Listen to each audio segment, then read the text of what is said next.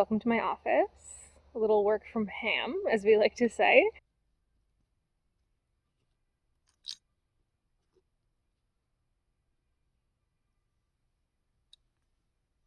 We're camping! It is June. It is June. We're in between the Kawartha and Muskoka Fiber Festivals, and so that's about a 3-hour drive from home. So there's this week in between that Scott and I get to go camping, and it is like one of the very few times throughout the year that we indulge in some time off. So it's been pretty nice to just hang out in the woods, even though we are self-employed, so we're doing a little bit of work in here and there. We filed our taxes the other day. That's just very silly. Scott's been doing some catting, and I, of course, have been filming this video. So I'm using all of these, what they call loom waste. Somebody gave me all these little ends that they didn't have any use for in their big weaving, but it's perfect for tiny weaving.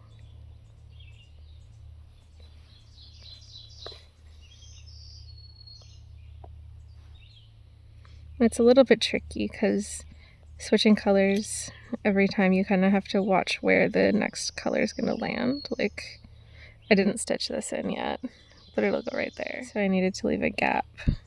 It's kind of hard to tell because all of the videos on here are just of my hands working, but if you had any reason to doubt, here is some proof of me darning at the yarn show. If you look closely, you'll see that the base weave is tabby, which is just the standard over-under weave that the Darning Loom is really good at.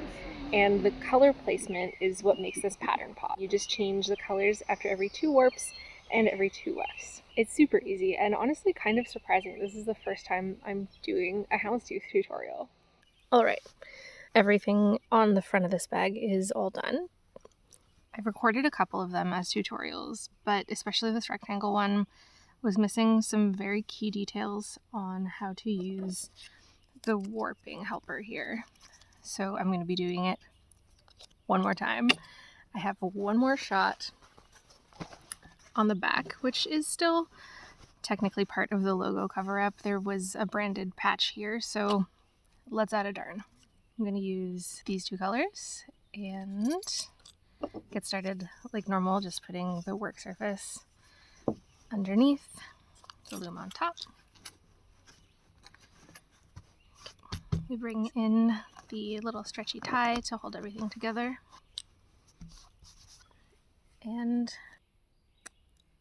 I think I'm going to use the regular long needles for this. I was using these short needles sometimes because when the patches were small and the little lengths of loom waste yarn were quite short, I found that I was just rethreading my needle all the time and it was really frustrating. But these look long enough that I'm just going to use the regular long needles. The way this houndstooth works is that we're going to be switching colors every hook to have 2 green warps, 2 red warps.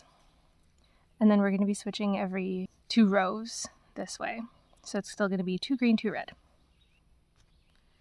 The warping helper is great here because it shows exactly where the hooks land. So if I want to go for every other hook, looks like based on where this is landing here, I'm going to be starting with this hook. So I'm going to mark just each of the spots where the hooks are. This way I'm able to remove the warping helper entirely and then warp up just based on these marks. Maybe I will leave it in place because I'm not sure how easy it is for you to see those marks. I'm starting as normal here, just leaving a long tail underneath. And then I'll go up around this hook. 1, 2, 3, 4, 5. So it's this hook here. And now I'm not just going to take a little stitch and come right up again for the next hook. I'm going to take a longer stitch and come up ready to wrap around this hook.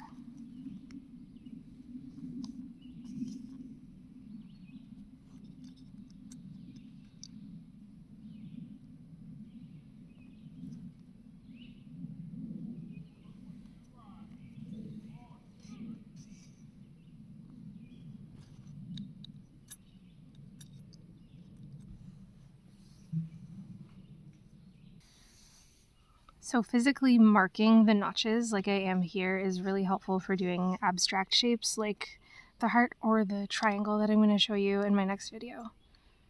But just to get the concept across, I thought that I would make sure that it's super clear here when we're doing the simpler rectangular shape.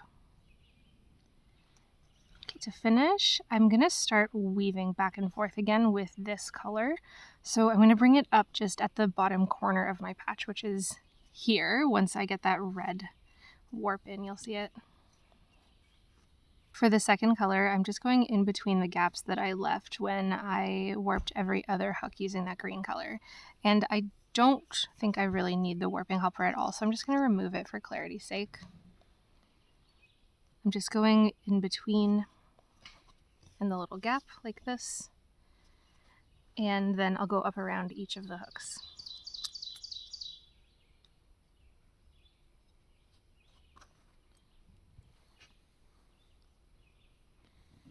Kind of want to try this technique that Scott showed me the other day too. So just to keep things interesting, confusing, however you want to put it. Okay, I'm just going to take a running stitch in those gaps, and then I'm not going to come out to the bottom corner. We'll explain that later. But we'll just do this running stitch along the bottom. Good. Okay, and then I'm going to come in with my needle and pull my loop up this way.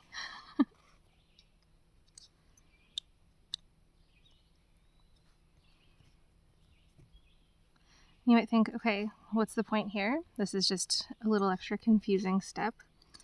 And the reason that we started doing it this way is because if I stitch down my running stitch at the correct interval that I want, it's a lot easier for me to keep the bottom edge of my patch straight. So I'm just here to enable any of your perfectionist tendencies if you want a nice straight edge along the bottom. For the last hook, I'm going to go around the hook, and then when I come back up, okay, we see that the green has come out here. It's going to need another little spot for its second row, and then the first red row is going to be just above that. So I'm coming out just 2 spots above that green. Okay, then just kind of weave as normal this way.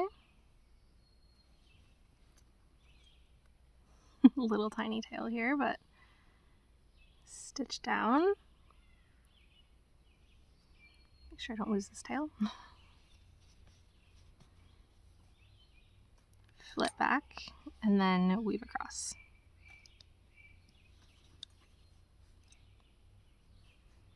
Okay, I lost that tail. This is the problem that I was talking to you about earlier, but it's all right. So then this will come down in that little gap that I left for it. And then it's going to come up and has to leapfrog a little bit. So there's this one, it's come out here. Second row for this one's going to be about here. So the green is going to start again right about here. Then for the red, we flip the hooks. Head over this way. Is this going to be long enough? Yarn chicken, we love it. Take a little nip on this end, and I lost it. I'm going to switch to the short needle just for this. So this has a much larger eye on it, which is quicker to thread. That's part of the reason I really wanted to switch to the shorter needles for these smaller patches with the tiny little loom waist strands. And then we flip the hooks and go straight through again. This time, because this is a short end, I need to grab a new piece of yarn, so I'm going to bring it out over here beside this green one. This tail fell out, and so now this warp end is loose, and it's a little bit sad. Guess I could show you how I might fix this. Okay, so it's the same thing. We're going to need to go in with this short needle again, and I'm just going to weave manually here. over, under, over, under, go back down where it ended, and then leave a little shorter jump here for the tail so that it still has room to be visible on the front side so that I can adjust the tension as I need. There we go. Now I'm switching back to green, and we've got red. Typically, like I showed you, this tail would have come out right here, so that's where I'm going to put it back, just above the red as normal. Flip the hooks.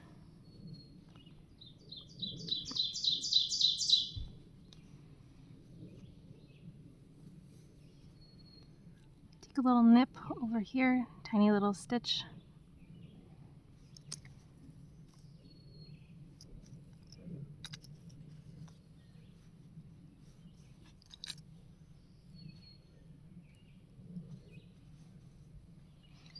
Head back, and then I'll show you once more my little leapfrog technique for switching colors. Okay, so here the green is ending where the green normally ends, and the red hasn't started yet because it also happened to be a short tail. I'm going to thread up a red needle.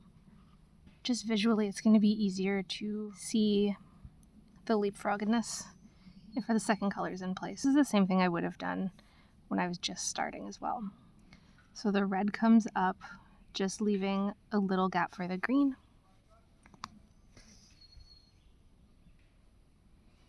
And then the green goes down at the end of its row,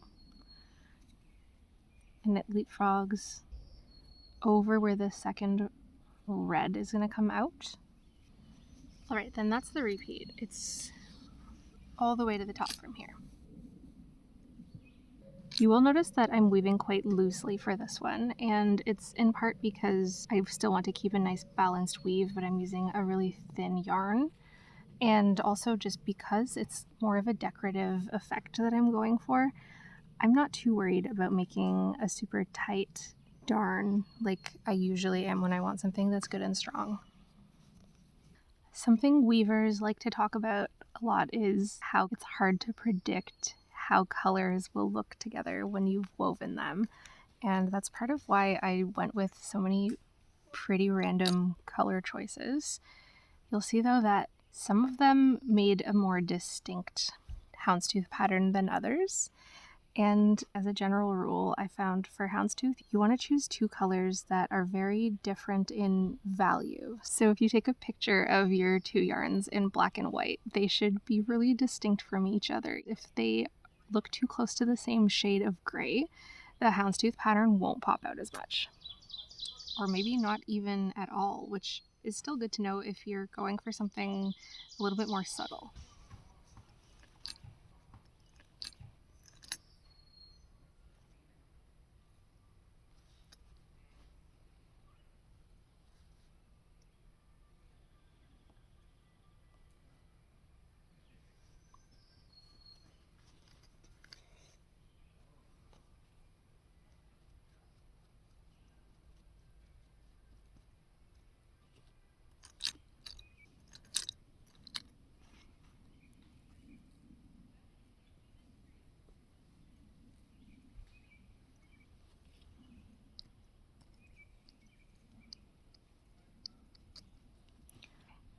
I've come close enough to the top now that I know that I'm going to want to do back and forth with green, which I have just barely enough yarn left to do. And then I think I'll just stitch the loops down with this red. So since this tail is so short, I'm not going to finish off this last end of the red. I'm going to leave that in place for now. I'm just going to go in with the green. I'm going to switch to the shorter needle, flip the hooks over, grab the little stitch that I need here, and kind of turn at the same time. Let's see if we can do this.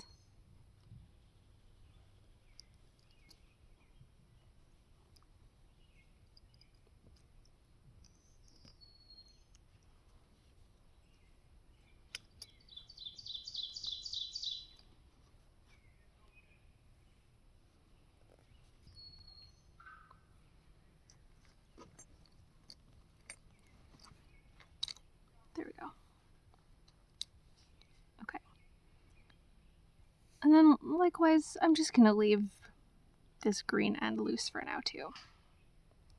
Unthread this needle, let's take it off the loom, and we'll stitch those loops down.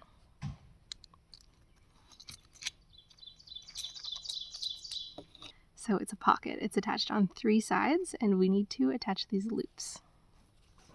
Turn your work however you need to get comfortable here. In this case, because this was too short for me to finish this last green, I'm gonna just pull this to the back now. Okay, so let's start over for this.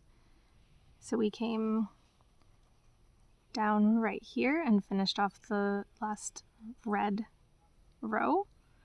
You bring it up to the top of this loop and then grab that red loop. In this case, it's red, it's the first loop. Then you go down again, take a little stitch and come up through that second loop, the green loop. You won't be able to do this in one motion in every single case, so I'll show it in 2 steps. So you go down here, you come up at the top of the loop, and then you go back and you catch that loop. I always go from back to front, just because that helps the loops to sit where I want them to be in pattern. Good. And then you go down and come up again at the top of the next loop.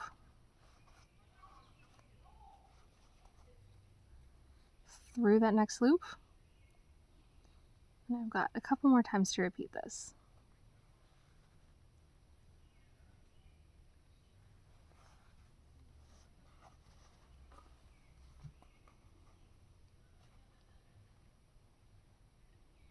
So this could be described as kind of a running stitch, kind of a whip stitch, depending on how you do it.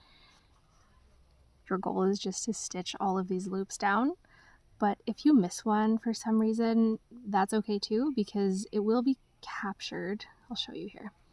It is captured by your last weft, so your work will not unravel.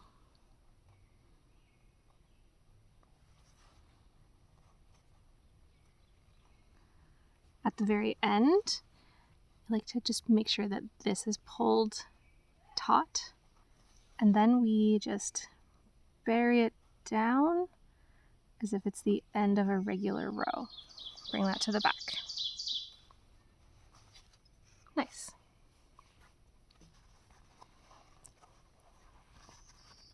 For the last couple of rows, I tend to squish them down a little bit extra, so it's easier for me to get my very last rows. So I like to just come in and rebound those back up with my weft pick, even out the tension of my whole weave. And then we're going to pull all of these ends to the back.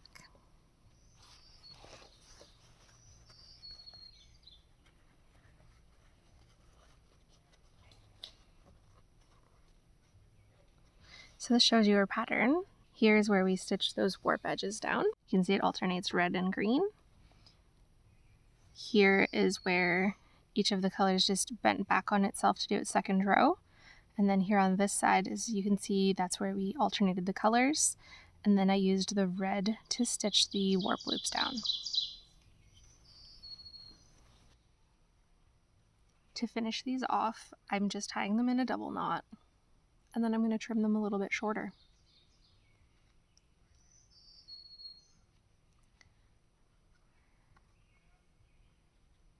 When I did all of the patches on the front side, it was a lot of ends to deal with, and I decided I wanted to keep it as simple as possible, especially since this is not something that I'm going to be wearing. It's just decorative, and I don't feel like those ends are really at risk of snagging on anything. It's going to be fine.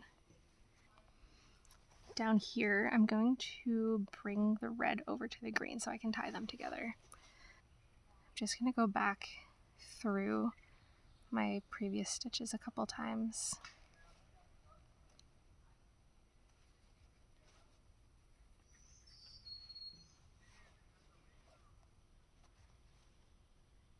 Alright, so that's the back side, and here's the front side all done. Okay, that's that. You are houndstooth darning like a champ now. You can adapt. You can use thicker yarn. If you come back for the next video, I'll show you how you can do something like a triangle, and you can like manipulate the bottom edge of your darn and make some funky little shapes. And of course, I promise I will show you this heart as well. And yeah, I'm a vlogger now, so please, like, subscribe, share, comment, all the things. Happy mending, and I'll see you next time. Oh, workplace hazards.